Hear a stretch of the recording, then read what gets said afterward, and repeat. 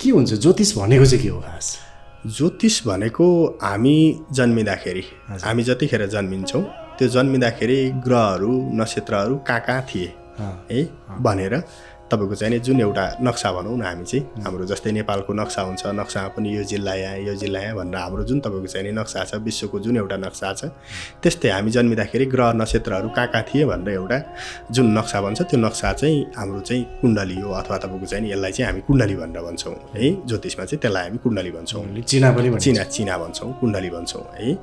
अब त्यो कुण्डली अनुसार चाहिँ हाम्रो जीवनको धेरै कुराहरू चाहिँ त्यसले चाहिँ निर्धारण गरेको हुन्छ कुण्डलीले चाहिँ। जस्तै हामीसँग चाहिँ कुन ग्रह बलियो हुँदाखेरि के बन्छ त है।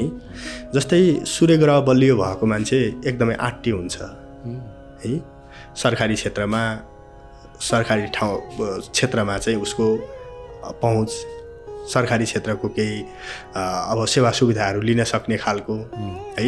सूर्य भनेको त राजा हो नि त, सूर्य भनेको त ग्रहको पनि राजा मानिन्छ है। अब त्यो राजा भएको कारणले गर्दाखेरि उसले अरूलाई नेतृत्व गर्ने, अरूलाई कामहरूतिर लाउने यो खालको स्वभाव चाहिँ सूर्यमा हुने हो। त्यसै गरी चन्द्रमा ग्रह भनेको ग्रहको हिसाबमा चाहिँ रानीको दर्जा अथवा संज्ञा दिएको छ है, शीतलता है।